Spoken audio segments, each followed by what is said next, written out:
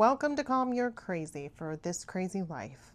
I am Keana Lambert, and today we are talking about manifesting money through your nervous system and quantum reality. I wasn't going to do one this week because Thanksgiving is tomorrow, but I decided to because I was really motivated seeing a lot of people stressing about this and remembering how stressful it was for me during the holidays. I decided let's do this because it's going to be really helpful for you, okay? Now, we create reality through our bodies.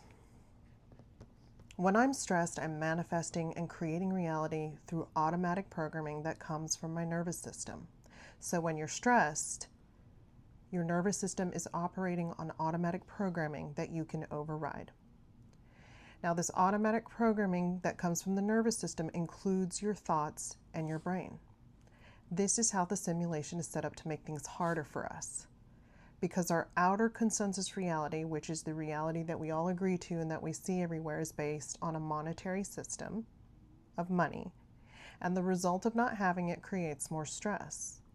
Because what we see as feedback from not having it creates that stress. So this automatically guarantees that if you are stressed about money, then you are resisting the change of your nervous system state that can bring in more. So you're resisting the possibility of more coming in because of your nervous system. This is why I teach regulation of the nervous system with the mindset, knowing that you are consciousness, source, God, or whatever you want to call it, having a human experience. I also teach, and this is something that you can do, you can read about it, you can Google it, you can find YouTube videos on it, but there are exercises like breathing techniques for anxiety. Those are going to calm your nervous system down. You also need to make sure that you're doing the right things for your body, like nutrition and exercise. And I know that's boring, and I know that everyone says it, but the thing is that your body is the vehicle for this reality. So if you are not taking care of your vehicle, how do you expect to drive? If you keep driving without oil, if you keep driving without gas, your car is going to stop. And this is what happened to me. So you have to take care of your vehicle. And all of that makes it so much easier for you to feel good, which means that you can overwrite the automatic programming and that you can regulate your nervous system. It's a lot more difficult when you don't have gas in your car to get somewhere. It's a lot more difficult to get your car to go anywhere if your pistons aren't firing, if you don't have engine oil, if you don't have all the things that go into your vehicle, then you're going to have trouble. It's just going to make things harder for you. And it's the same principle with your body. So if you are having a struggle, the first place you need to start is making sure that you're exercising, getting your nutrition, and sleeping well. And you don't have to go down the rabbit hole. You just need to eat colorful vegetables, things that you probably don't really like. Stop eating processed foods and sodas and sugar. And it may not taste good at first, but your body will get used to it, and then it'll start craving it. When you're in a constant state of dysregulation, you are not able to absorb nutrition the way that you need to. When you have anxiety, your body prioritizes the fight or flight. It prioritizes and makes you crave sugar because sugar is needed for your brain and your muscles, because your body burns energy in this order. Sugar, then it breaks down muscle to make sugar, and then your fat. So you need to realize that every craving you have is your body that needs something. If you're really craving those things, you may be dysregulated. So once you start regulating your nervous system, you'll find that you don't crave those things anymore. I don't crave those things anymore. And it's over 70 pounds now, just by doing the regulation and working with my self-love and my thoughts. So we're going to talk about that too. So an easy exercise for breathing when you're starting to feel that anxiety, the tightness in your chest or in your belly, inhale for 4 counts slowly, hold for 4 counts, and exhale long. And you can exhale with pursed lips, like blowing through a whistle, for 8. And you can repeat this mantra: I am safe, I am source, I choose peace, I open myself up to wealth and abundance. It may not feel right at first, but what you are doing is rewiring your brain, and this is starting it. So your brain vibrates to the sound of your own voice. Your body listens to you. They've done studies after studies that show your body responds to the sound of your own voice. That's why when you say mantras, thinking it is not enough. You need to be able to say it out loud because your body needs to hear it and your brain needs to hear it that way. So you can do that every time you feel stressed about money. You can do that when you start doing money-related tasks like paying bills, checking balances, or setting goals. The nervous system has a capacity, and it's automatically going to give you resistance for anything that's unknown, whether it's money, whether it's love, whether it's new. Throughout my life, I've had money and I've not had money. And once I was reading somewhere, like in this spiritual book, that said that there's a maximum amount of money that you have the potential to have in your lifetime because of some unknown spiritual reason, which didn't make sense to me. Then once I had my NDE and I had therapy and did a lot of spiritual work, I realized there's no maximum amount of money that you can hold in your nervous system. It is your nervous system that limits the amount of money you have. It's not some magical reason, but simply because it's the unknown. You know how to be poor. I grew up poor. I know how to be poor. I know how to have the money that I currently contain now because I'm used to it. But having a lot and getting a lot is the unknown. And any time when you're going into the unknown or you're starting something new, you're going to be nervous. Just like when you started learning to drive or you got your first job or you had your job interview. It can give you anxiety and stress, and your body and your brain know this, and they want to keep you safe. So they're going to send you thoughts and feelings that keep you safe. And frankly, small. I do this podcast. I do social media. I have a website now. It took me years to acclimate my body to this because I was playing small. I had had a lot of trauma and I was working through it. And I had to do a lot of things to expose my nervous system slowly to what I wanted to do and my calling, which is helping people. And it took some time. And it's still nerve-wracking. I used to do the podcast with the camera, but it was too much. So I switched to doing the voice only until I can get more nervous system regulation around being on camera. And then I'll start doing it again. And I still have the sweats. You know, cortisol gets dumped into your body, and the way it's released is through sweating and tears. So it's still nerve-wracking. This is like episode 16, and it's still hard, but I still do it because I'm exposing my nervous system to it slowly. If you don't risk anything, you won't do anything out of your comfort zone because that's going to bring more anxiety. So if you play small, if you don't start to expose yourself out of your comfort zone, you're not going to move. You're not going to do anything. The same thing applies with every single thing in your life that it applies to with money. So you have to expose yourself to what gives you anxiety about money.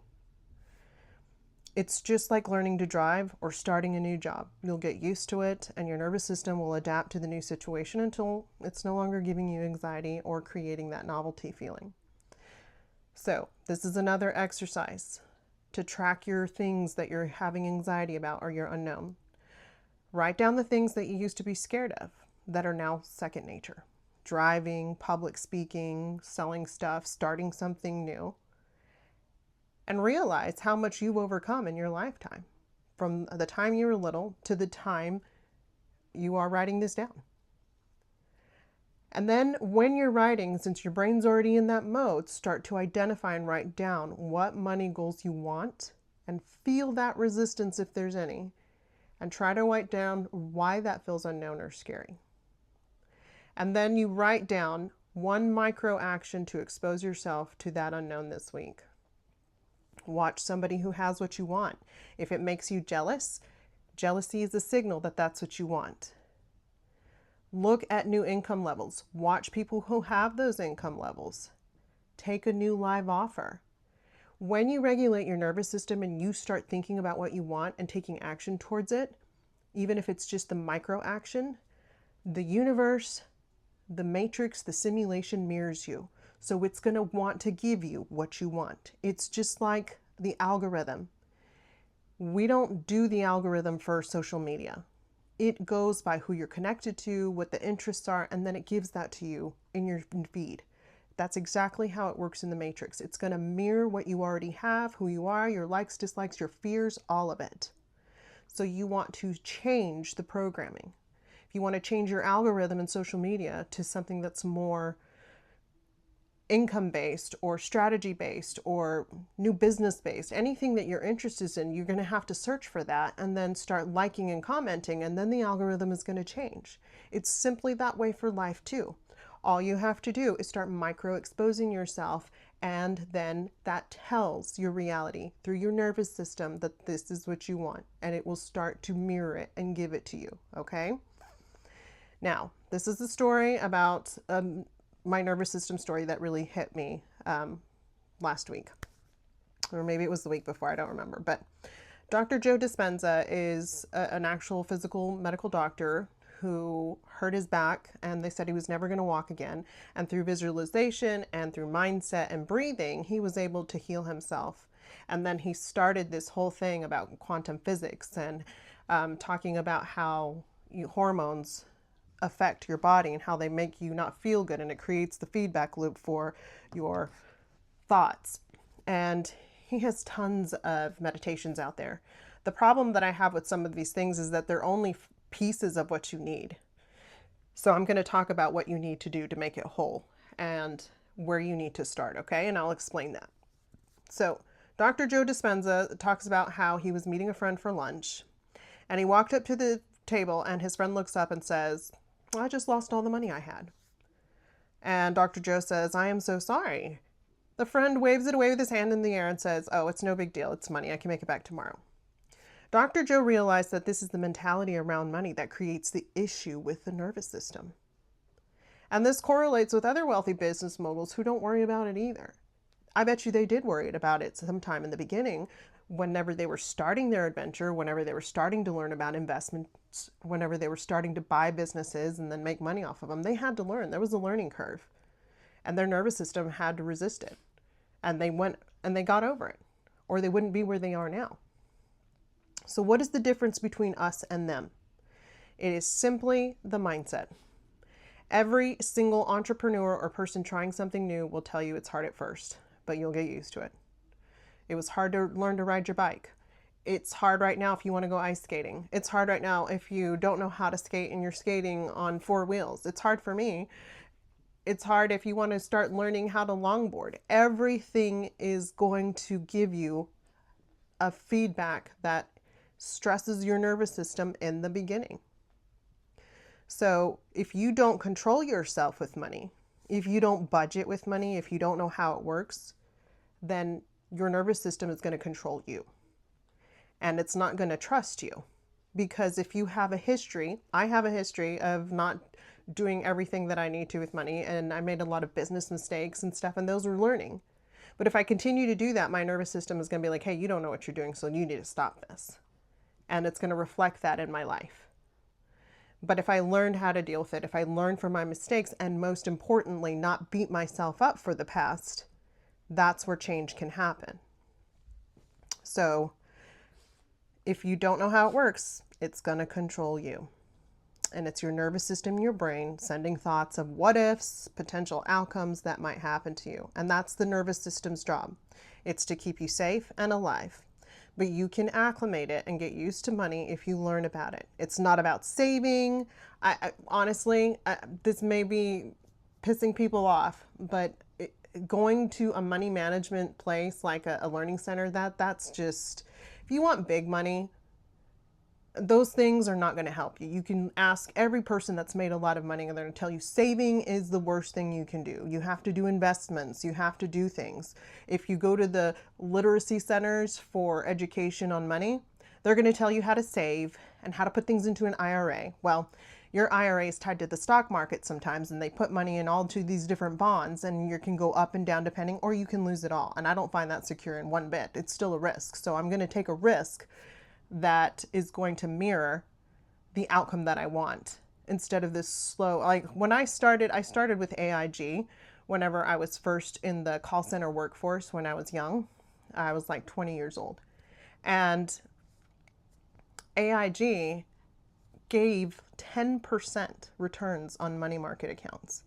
You had to keep your money in there for 10 years, but your return rate was 10%. Now, with all the greed and the capitalism that goes on in the world, that money has dropped down. Like you get a 1% savings, 1% return on savings. That is dick. That is dick all money, and it's bullshit. And they've whittled it down so much that even putting it into a CD now is bullshit. It's 3 to 5% if you're lucky, and you can't touch that money for a year. So if you want to start out with literacy learning, that's great. First place to start. But if you want big money, if you want to do things and have big things instead of the little things, then you're going to have to go a step further than that, okay?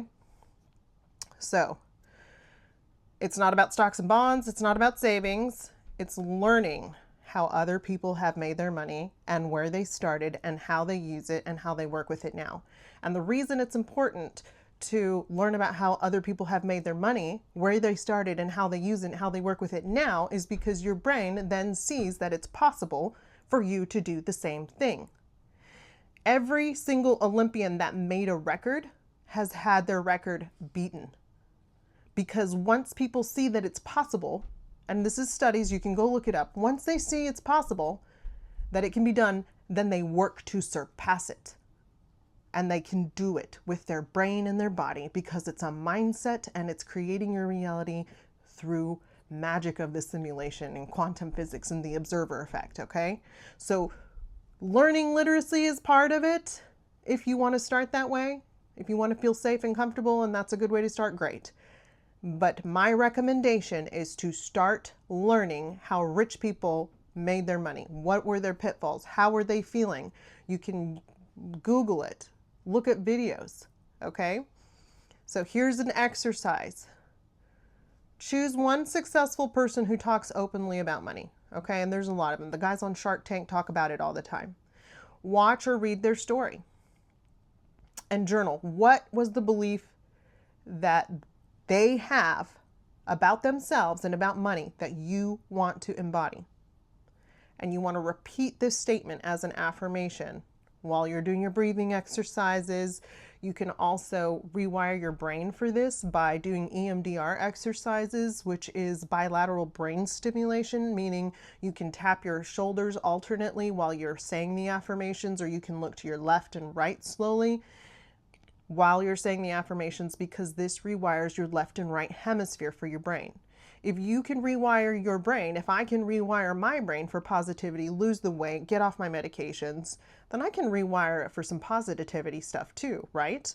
So it works both ways. We live in a polarity simulation. Everything that has an up also has a down. So you can work with EMDR techniques, not just for trauma, but you can work with them for building your self-esteem, your confidence, and teaching yourself, okay? Now, the quantum possibility and self-trust. We create our reality through our bodies and nervous system. So watching and learning how other people do it shows your brain that it's possible, right? Learning how reality works also helps. Money is just energy, like everything else you manifest daily without even thinking about it. So ask yourself, what if I couldn't fail? What if you walked around knowing that you absolutely couldn't fail and that everything you're going to do is going to work out for you and you're going to go and get everything you want? Would you worry? Would you stress? No. You absolutely would not care. Just like Dr. Joe's friend. You would wave it away and you would go on with your day. And that's what trips us up in this simulation, in this game of life, is that we do worry and we go with the what ifs and we take the invitation of our thoughts to go down that timeline, and we take action from that timeline of worry and stress and anxiety instead of saying, you know what, life mirrors me and everything's going to work out and everything works out for me, and walk around with that attitude. Then you would just feel fine and everything would happen that way because you are creating reality through you. So if you feel that way, if you think that way, that's what's going to happen. End of story. There is no other way. I've researched, I've done all the thinking, looking, feeling, and that's exactly how it works. So, rewriting the past and rebuilding the wiring is where you need to start. And this is where society and life trip you up. If you grew up poor or if you had struggles with money your whole life, your nervous system already has a baseline for what it knows. So you're going to have to override that by showing your nervous system it can trust you and your actions around money. So you're going to have to do those things to show that to your nervous system. If you spend a lot of money, that is not a you problem. That is a dopamine problem. When you have enough dopamine, the sun is shining. When you have enough serotonin, your brain's rewiring and life is good and you love everybody and you feel so good. And that is our natural state. That's where we want to be in. But when the stressors come in, your body what? Doesn't prioritize nutrition, and it doesn't produce the happy hormones of dopamine and serotonin. Why? Because it thinks you're gonna need to fight or flight. Why would it try to make you happy when you need to fight or flight? It's not going to. So you have a lack of serotonin, you have a lack of dopamine that you take pills for or whatever, at least I did. Those don't fix the root of the problem. Those are only masking it, and they're temporary solutions. That's why I had to get off of Effexor.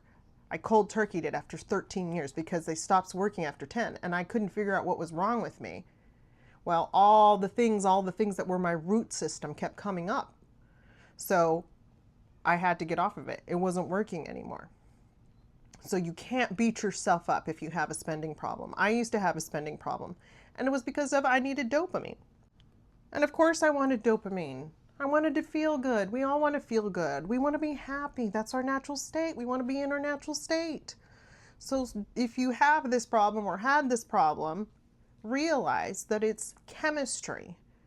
It's your body. It's your nervous system. Nobody told you that. So you're doing everything you can just to feel better. This is why people have addictions, because they need dopamine. And then once they get on something, it's hard to get off of it. Just like Effexor, okay? It's the same thing. Just because it's legal and somebody dispenses it through a legal system like a pharmacy, you're still addicted. I was still addicted. It's still an addiction. I still am struggling with the brain fog and the things that come as the side effects from being off of it. It still happens because I was on it for 13 years. So step number one, if you have this problem, is don't beat yourself up about it anymore. Okay? When you realize this is what is happening, you can stop your spending and start to focus on the root of the problem, which is your nervous system and your mindset, because that's what is producing the stress hormones of cortisol and adrenaline and not producing dopamine and serotonin, which are your happy hormones. Once you regulate your body around money and other stressors in your life, you're not going to have the issue with money. I don't have the issue with nutrition. I don't have the issue with money. Because I regulated my nervous system, I understand what's going on in my brain and body. And I am not my brain and body or my thoughts or my feelings.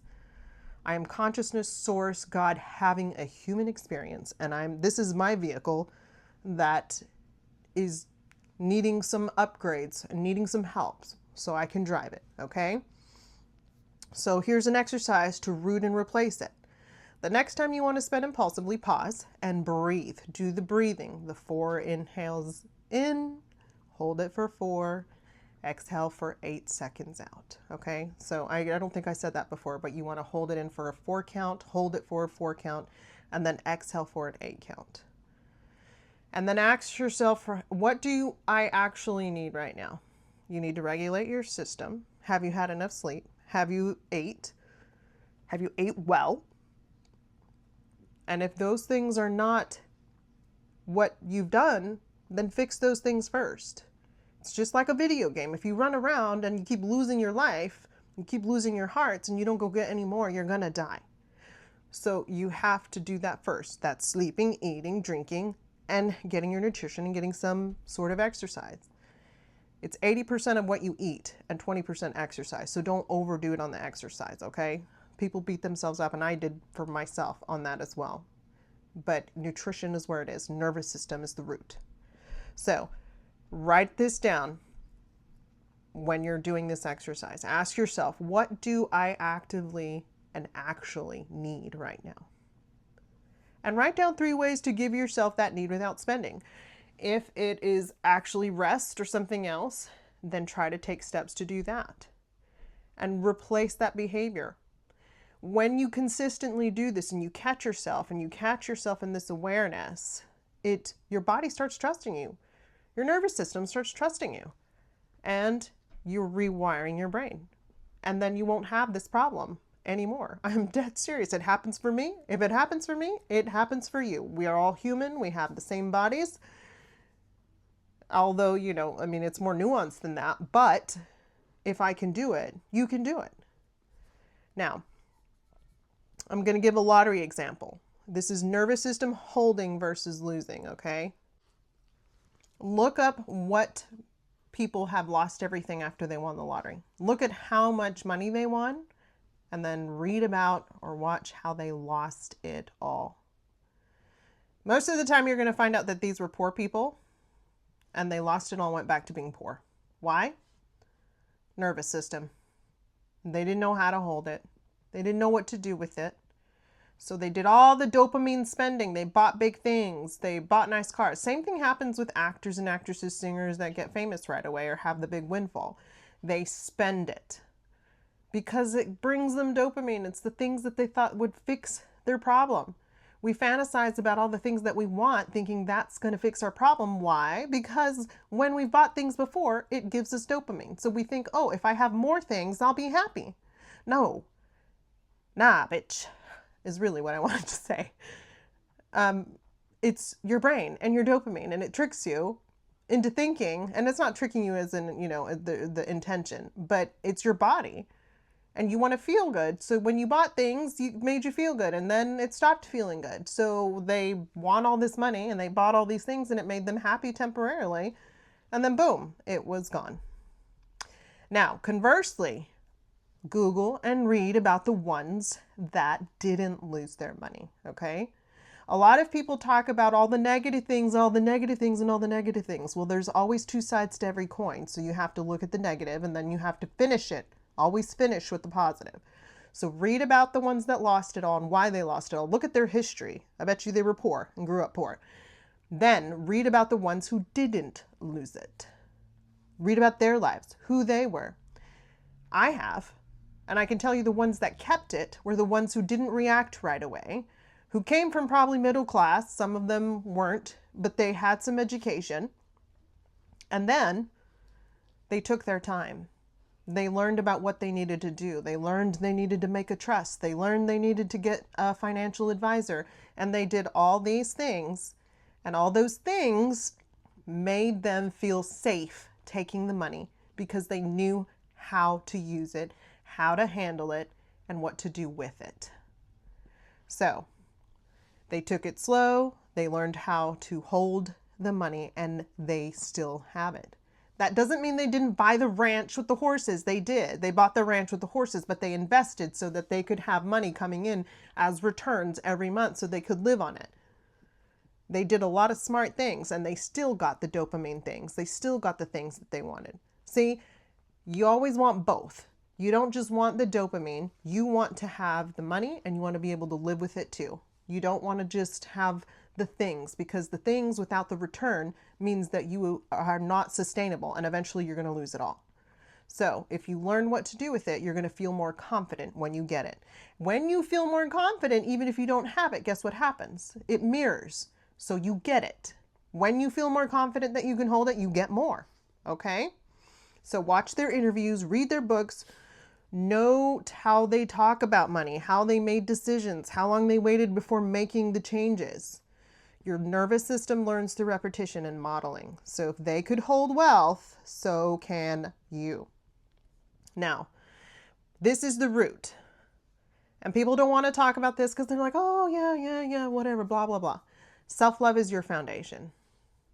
Self-love is your foundation. If you learn about Maslow's hierarchy of needs, it's a triangle. If you look at the food triangle, pyramid, or whatever, everything's a triangle. Triangles hold the most weight. The way that they're built, you can hold the most weight if things are in the shape of a triangle. So you are a triangle too. And your base for your triangle is self-love.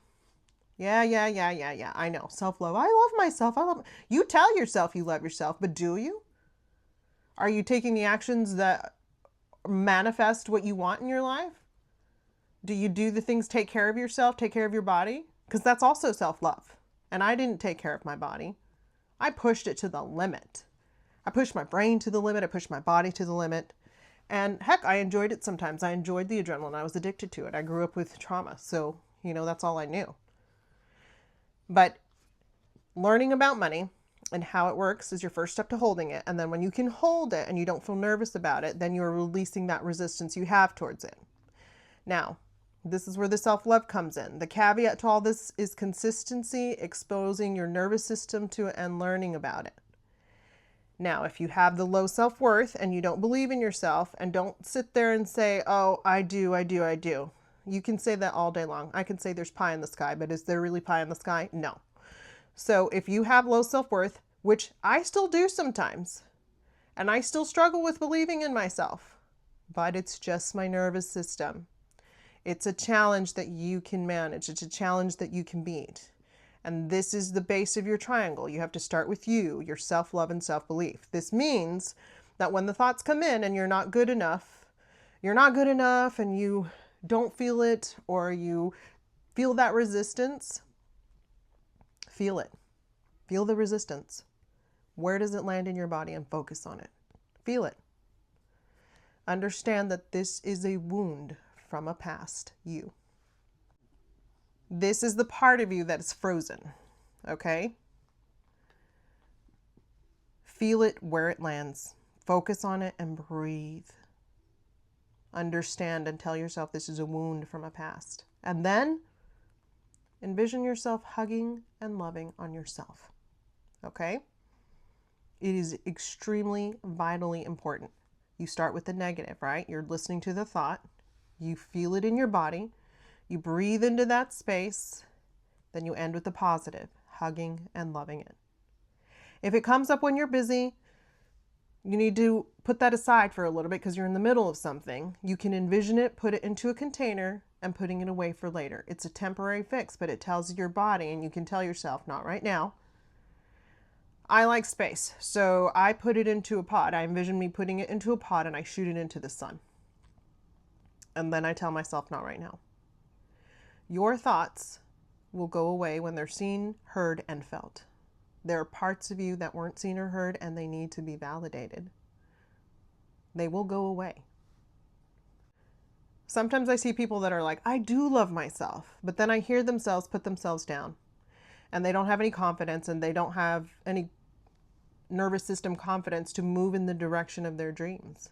And that may be their version of love, but I think to myself, is that how I would love a child? Would I put them down? Would I put a friend down in that way? We treat other people better than we treat ourselves, and we don't often realize it. I didn't. I would fawn and do everything for everybody else at my own expense. I don't do that anymore. I am the base of my triangle. So in order for me to give, I have to be secure in myself. So stop all the negative self-talk. And when you have time, feel it and listen. And then you can end it with a positive outcome and ask yourself, how do I want to feel? This is part of the EMDR, like trauma stuff that they do, and it works for everything because you're bilaterally tapping, and then you ask yourself, what do you want to feel? When you feel it, you feel the negative pain, and you feel and you breathe into that space, and then you ask yourself, what do I want to feel? What do I want to feel? It creates a thought, a positive thought. You want to feel love. You want to feel self-acceptance. You want to feel compassion. Those all create good hormones that replace the negative ones, and that rewires your brain. And over time, you will have more positive thoughts than negative ones. It is literally just body chemistry. You are just fixing your car. You're fixing this meat suit that we're driving around in. So here's a practice. Hear your inner critic and ask yourself, is this how I would talk to me if I were a child? And then ask yourself, what do I want to feel? What would I say? And that replaces it with a new phrase that reflects how you want to feel. And put your hand on your heart, on your chest. It mimics somebody holding you, okay? And say it out loud. Always say it out loud because your brain vibrates to the sound of your own voice, okay? Now, Once you have done this a lot of times, you can also work concurrently with your money stuff. You don't have to do the self-love as the base of your triangle and then work on money. You can do both at the same time. But you want to think of it this way with the self-love and the way that you think about yourself. You're cleaning out your sink and the drain is clogged. You can clean everything out of the sink and it can look good, but as soon as you turn the water on, your sink is going to fill back up. So if you're working on the money problems, if you're working on all this other stuff and you're not working at the root of the problem, then you're not unclogging your plumbing. And you want to unclog your plumbing so that when you're working with the money stuff and you're working with all the other stuff you want to manifest, it goes down the drain and goes away. If you're only working on the surface and the drain is plugged, you're not going to have the results you want. So the self-love, the self-confidence, everything that happens is you, the base of the triangle. And if there's stuff there, which there is for everybody, your plumbing's clogged. And you have to work with that while you work on the money stuff, while you're working on the manifestation stuff. So that was a little bit long. That was 36 minutes. But if you need more help, I do stuff on social media. I have the regular social medias. I don't do all of them like Pinterest or whatever. It's just too much. But I'm also creating more classes. I have free downloads and they're on my website, KeanaLambert.com. I'm going to be putting more stuff on there. I'll put the money stuff on there, the free downloads, and I'll create some classes and self-love stuff. This is stuff I'm passionate about. And I'm going to revamp my website a little bit so it's not right now it's very ambiguous and I want to help with everything, but I need to be a little more focused. And this is just where my passion is, the self-love, because it's the base of the triangle, the root of everything. So if I teach you how to change that, then everything else just falls in line. Okay? So I'm a one-man band and I've got a lot going on, but I will get this stuff up there. And so I just want to say thanks for being here. Thanks for listening and happy Thanksgiving. We'll see you next time.